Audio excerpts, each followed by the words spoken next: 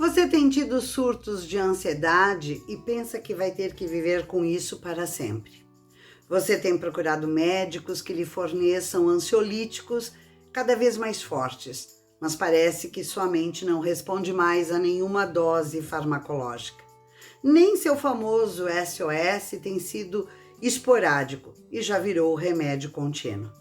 Precisamos saber que a ansiedade está aí na vida de todos nós e que para enfrentar a ansiedade é preciso aceitar que ela existe, nos atinge e que ao gerar sofrimentos frequentes é porque você não encontrou o manejo correto da sua vida e da sua mente e corpo. Eu sou Rosicléia Rossi e você está no canal Mentes Quentes, hoje tratando de um dos temas mais recorrentes e que precisa de solução: a ansiedade. Vocês pediram para eu voltar a falar da ansiedade e então eu preparei neste nosso encontro com uma dose bem elevada de realismo, mas também de praticidade, como enfrentar a ansiedade. Aliás, a ansiedade, essa palavra, ou melhor, este sentimento, tem sido um dos mais falados em todo o mundo. Em inglês, anxiety, em espanhol, ansiedade, em francês, anxiété e em alemão, Angst. E não é por acaso. Países como Estados Unidos, Brasil, Índia e Alemanha lideram as estatísticas globais de diagnósticos de transtorno de ansiedade. Isso mostra que, independentemente da língua, a ansiedade tem se tornado uma experiência universal e urgente de ser combatida. Antes de tudo, é importante diferenciar: isso que você sente é ansiedade ou apenas preocupação? Vamos imaginar uma cena. Você está na recepção de um hospital, esperando notícias de um familiar em cirurgia. O coração dispara, as mãos suam, as pernas ficam trêmulas. É natural se sentir assim. Mas será que estes sintomas, por si só, já significam que você tem um transtorno de ansiedade? A resposta é não necessariamente. Reações como estas fazem parte da resposta natural do corpo a situações de estresse e medo. Isso é uma preocupação. Este cenário no hospital, uma preocupação, uma emoção normal diante de algo incerto ou ameaçador. A ansiedade se torna um problema quando estes sintomas ocorrem com frequência, sem uma causa clara, ou intensidade desproporcional ao fato, a ponto de interferir na sua rotina, no seu sono, nos relacionamentos e no seu bem-estar de um modo geral. Em outras palavras, sentir ansiedade não significa ter um transtorno de ansiedade. Mas quando ela vira rotina, te paralisa, domina o seu dia, aí sim é hora de buscar ajuda. Em momentos de angústia intensa, a incerteza sobre os resultados pode desencadear uma série de sintomas ansiosos. E quando você não consegue manter um mínimo de autocontrole, muitas vezes é porque ainda não aprendeu a lidar com o funcionamento da sua própria mente. O maior problema é que ao repetir este estado ansioso com frequência, seu cérebro começa a memorizar este padrão. Ele aprende, sim, o cérebro aprende que responder com sintomas ansiosos é o caminho e passa a ativar esses sintomas, mesmo em situações menos estressantes, tornando aquela ansiedade uma resposta automática e cada vez mais presente no seu dia a dia, mesmo para aqueles episódios aos quais seria um exagero as reações que você está tendo. Quando estamos diante de um episódio de ansiedade, o cérebro entra em estado de alerta máximo, como se estivesse reagindo a uma ameaça real, mesmo que esta ameaça não exista de fato. A principal estrutura envolvida neste processo é a amígdala, uma região profunda do cérebro, responsável por identificar perigos e disparar respostas emocionais rápidas. No cérebro ansioso, a amígdala está hiperativada, como se estivesse constantemente gritando: cuidado, atenção, algo está errado. E essa ativação dispara a resposta de medo e estresse, desencadeando a liberação de hormônios como a adrenalina e o cortisol. O corpo entra em modo de sobrevivência. Coração acelera, músculos tensionam, respiração fica curta. Ao mesmo tempo, o córtex pré-frontal, responsável pelo raciocínio lógico e pela regulação emocional, tem a sua atividade reduzida. Isso significa que no meio da ansiedade fica mais difícil pensar com clareza, analisar a situação com calma, racionalizar o que está acontecendo.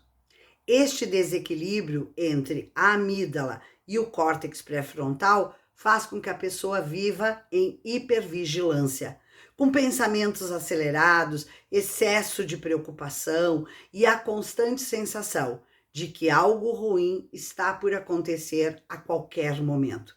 Este é o princípio da ansiedade. A boa notícia, e aqui nós precisamos pontuar como ciência, a boa notícia é que técnicas de regulação emocional e atividade física é possível reequilibrar este sistema da amígdala e do córtex pré-frontal, ajudando o cérebro a responder de forma mais saudável às situações do dia a dia. Mas o objetivo principal deste vídeo é quando a ansiedade tem uma causa real, quando ela vem de problemas concretos, como dívidas, doenças, conflitos familiares, pressões no trabalho. Nestes casos, o objetivo não é eliminar a ansiedade, mas aprender a regulá-la. Afinal, são sintomas oriundos de um episódio real. A regulação emocional começa com um passo essencial. Reconheça o que está sentindo. Identifique que o seu corpo está em alerta, que o coração está acelerado ou que a mente está presa em pensamentos repetitivos. Isso já é um ato de autoconsciência que começa a ativar o córtex pré-frontal. Quando você reconhece, você está racionalizando a área do cérebro que nos ajuda a retomar o controle. O segundo passo é acolher a emoção sem julgamento. Ansiedade não é fraqueza, é uma reação do corpo tentando proteger você. Respirar fundo, desacelerar e dizer a si mesmo: eu estou preocupado e aflito, e tudo bem sentir isso agora. Pode parecer simples essa frase, mas acalma o sistema nervoso e reduz o impacto de uma amígdala pressionada. E em seguida é possível aplicar estratégias práticas que eu sugiro você conversar com seu terapeuta para que construam juntos aquilo que funciona para você.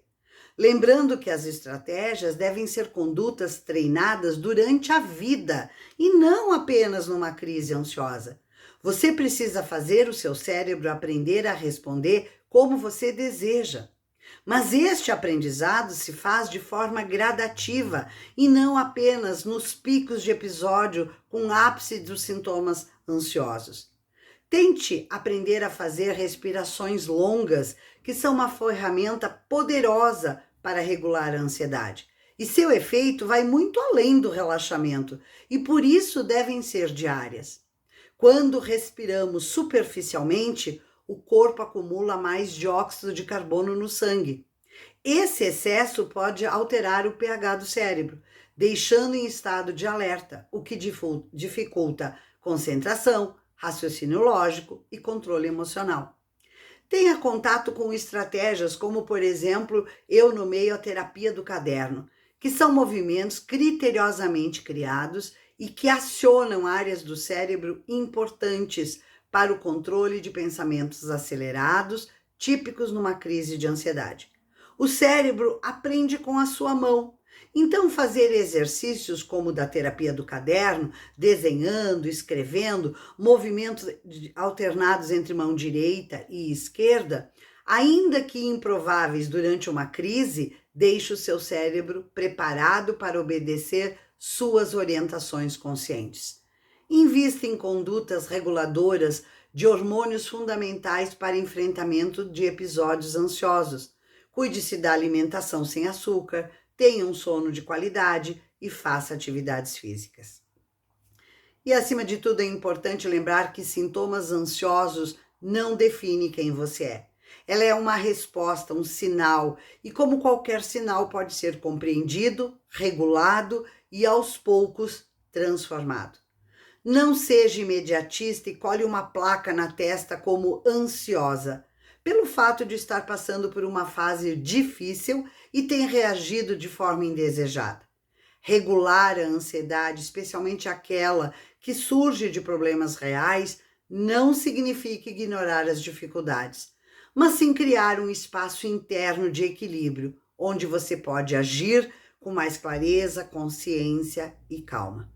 Não deixe para buscar soluções diante dos sintomas da ansiedade somente quando eles surgirem. O que você precisa é conhecer o funcionamento da sua mente e também aquilo que dá certo para você, enfrentar situações complexas com mais equilíbrio e autocontrole. Eu espero que todos fiquem bem e, claro, por favor, nos encontramos no próximo vídeo.